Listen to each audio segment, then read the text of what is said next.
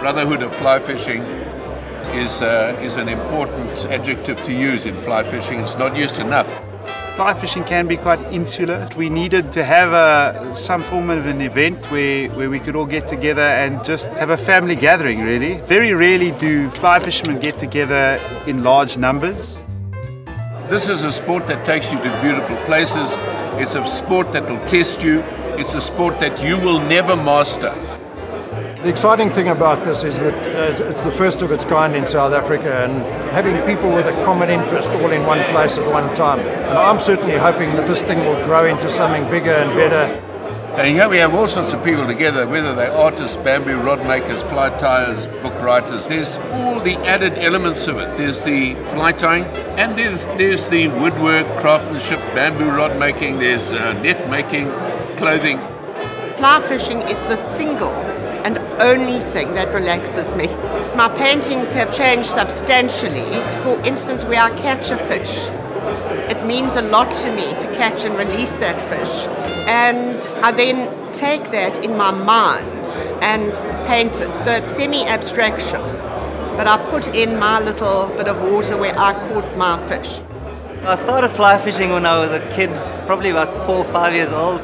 My dad had a stone carving factory, so I was always fascinated by stone carving and wood carving, and in my spare time I created fish, but at this moment I focus mainly on bronze and stainless steel. This is called a permit. It's family of the pompano. There are no rules with these fish, but I'd say they're probably the toughest fish to catch.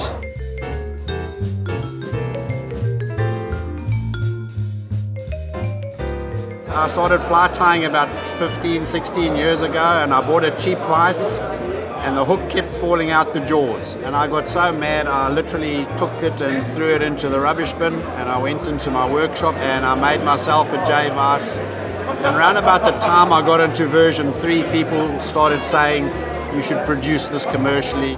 The SpongeBob is the name that I gave to a slider that I made specifically for cod. I tied this fly specifically to mimic bucktail jigs that's fished by spin fishermen. And the bucktail jig is fished to sort of, when you pull it, it goes up from the bottom. When the retrieve is paused, it drops to the bottom. Now with the SpongeBob, I designed a fly that would float, and I fish it on a sinking line. So when I strip it, it will dive, and when I stop the retrieve, it will float towards the surface. So that's basically the logic. My main focus area is stream fishing, river fishing, and the Papa Roach came about years ago when I actually was very much into my stillwater fly fishing, and I wanted to create a substantial piece of meat to tie on a hook, and it's taken off and become it's basically its own pattern. There's a huge lack of quality information on improving people's casting, so basically bad habits get passed down from generation to generation. And I think the IFFF guys here, that's their job now, is to try to put some good information in the system and have people go away and be able to practice on their own with some decent information. We run fly fishing camps around Africa, based in Lesotho, Tanzania, Gabon, Sudan and Botswana.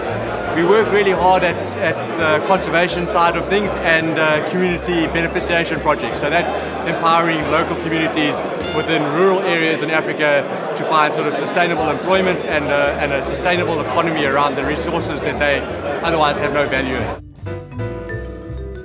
The Expo is important because it brings people together. I mean, I've already met a couple of people today and laid some foundations for future projects. I never thought to see that many people, to be honest with you. What we're doing is mostly saltwater in relation to the great scheme of things, you know, freshwater versus salt. It's a very, very small part of it, you know, and it brings it in perspective. Maybe we should put some more effort, promote it a little bit more. I think it could become popular. I probably spoke to 100 people who travelled in from other parts of the country to be here today. I mean, there are people who came in from Namibia, people who came from the Eastern Cape, people from Natal. Fly fishing is a very poetic pastime. I think one of the greatest privileges I've ever had in fly fishing is the many opportunities that have been given to me to bring a young girl or boy into fly fishing and see them become as obsessed and semi-certifiable about the sport as I am. I like fly fishing because at first you get into it without knowing that it will sink in your veins. It's one of those sports that it gives you that opportunity to express yourself, like that freedom to be who you are. The people are like one big happy family, and that's what it was like today. Everybody was helping each other, everybody had interesting things to discuss, was making friends with new friends and meeting up with old ones. Fly fishing mostly is a very friendly sport, very helpful sport. People assist each other. For an expo like this to happen, it needs support. Not just support from the general public, support from the industry. The response has been tremendous, and it's actually good, I think, for some of the shops that we deal with to see that we sell a lot of this stuff, and it can be sold because they maybe don't stock it all, but it's been selling. The guys saying, hey, where's that stuff? I haven't seen it before, and they grab it. This expo manifests the fact that there are a lot of people out here who are interested in fly fishing, who do the sport, and who have a love for the sport. And not just the sport of fly fishing, but all the ancillary aspects of the sport. Fly fishing is a massive value chain in South Africa.